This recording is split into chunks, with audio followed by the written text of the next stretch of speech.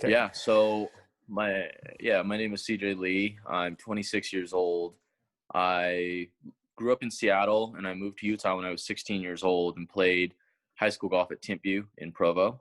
And then I played collegiately at BYU from 2013 to 2018, graduating in the winter semester of 2018.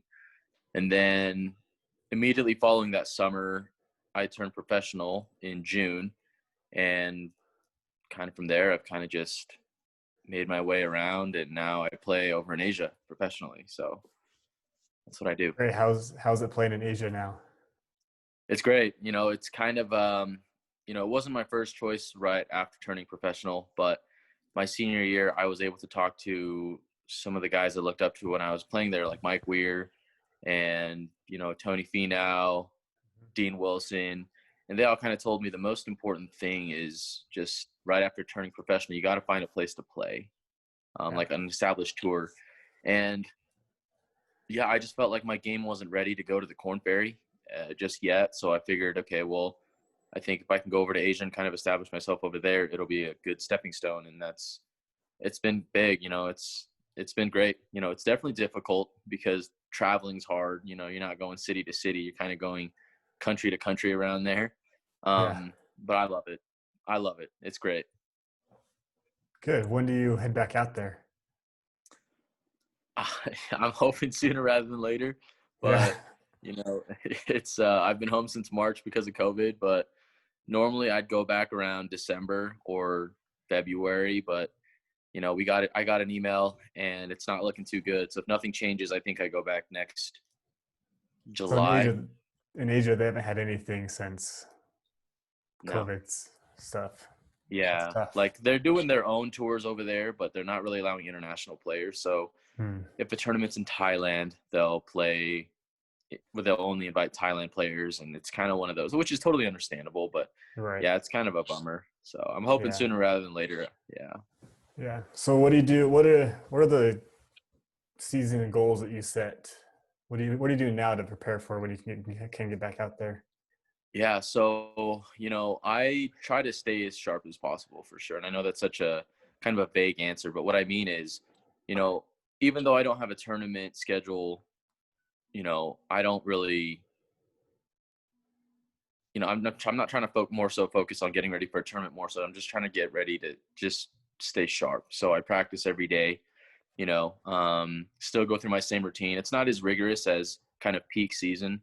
But I definitely am out there a few hours a day trying to just groove in my swing. And if anything feels weird or foreign, I'll go see a swing coach. But yeah, I just try to play as much as possible right now. It's definitely difficult because I'm not playing every week, but I'm still trying to create scenarios like money games or just playing against a lot of my friends, and creating miniature things that can simulate staying competitive. But yeah, I mean, my off-season goals are definitely to try to get in better shape, so just working out really hard, dieting, recovering, and just kind of, when I work with my trainer, that was kind of the biggest goal for my off-season of 2020 is just when I go back out in 2021, I want to make sure I'm in peak season form. So get a lot stronger, way more flexible, and just kind of build my body so that it's able to endure a really rigorous tournament season. So yeah, because going pro, you go a lot more rigorous than collegiate. Oh, for sure. Yeah. So yeah. Going off of that, so you're working out more at the Norton Performance in Highland, right? Mm-hmm. What training changes from when you were at BYU to when you started working out there? What were the big changes that happened that helped improve your game?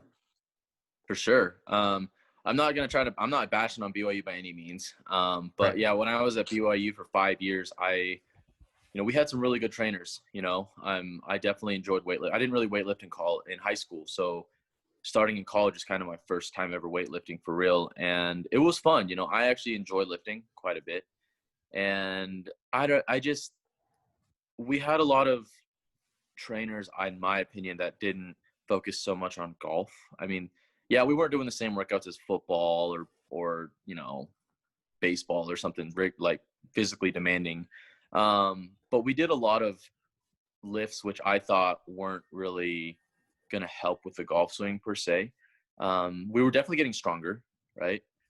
But for 5 years, I just never really thought, I mean, I did think to myself, yeah, I definitely got in better shape. I definitely got a lot stronger, but I don't feel like a lot of these workouts were catered for golf. And so I went to Norton Performance, and within a month, I fell in love with the program. I fell in love with the facility. I fell in love with how having a tailored workout for me personally was, and not only that, not having the tailored workout, but just seeing the immediate impact it had on my golf swing, on my, just overall mobility. It was big for me. And so it's been huge to have Norton there. Ricky really knows what he's doing. He's my trainer there.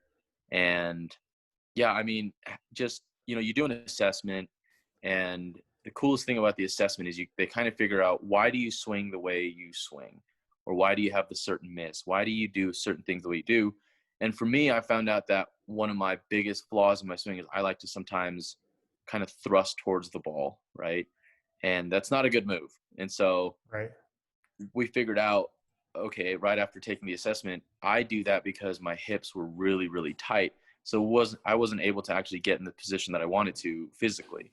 And so we worked a lot on my hip mobility and flexibility in my first month, and it was huge. I mean, I was able to do exactly what I wanted to do, and my game just became a lot more consistent. So that's good, because we, as a TPI medical provider, we try to find those body limitations that people may have and tailor everything we need to help eliminate injuries or anything like that. And so fitness itself is great, but then if you can tailor a program for you specifically, then that's where you can find the great gains that you've seen. So fitness is very important to golf, especially now, and that we've seen grow in many the past year. So have you dealt with any injuries? Yeah. When I was in college, I was rear-ended 3 times in 2 years. Oh, no. So my back was pretty destroyed after that. One of them, I was hospitalized, and I had some pretty serious sciatic nerve damage. And that was probably my most severe, because I lost a lot of strength. Almost, I mean, I couldn't even really walk properly for a long time. And so in terms of injury, that had to be my biggest one. Obviously, when you get in a car accident, things are going to happen. And so, I still, to this day, it's not good for me to back squat, and it's not good for me to deadlift very heavy, which is unfortunate because I actually enjoy those 2 lifts. But we've learned to adapt to that. But yeah, I would definitely say I had a lot of lower back problems, upper back, neck. I mean, those are my most serious I had. And then I injured my wrist actually in 2018, the end of summer. And I couldn't really practice very hard, or actually even swing a golf club for about 2 months. But other than that, nothing really too serious. But yeah, I've had to combat those and kind of recuperate, kind of build my workouts around there. And yeah. Yeah. So working out specifically around that, what other strategies do you have to help recover from those, or reduce the flare-ups? Yeah, so obviously I'm not going to do anything that's going to make me feel in pain. So I'm not going to, as much as I want to back squat and as much as I want to deadlift, I avoid those. But I still do workouts that kind of simulate that same movement, which is good. But yeah, I mean, in terms of injury prevention, or doing that, I really make sure that I stretch properly before working out, or even swinging. And I, just recover really. I used to not recover at all, to be honest. I used to think, okay, I'll just take a protein shake and that'll be it. Right.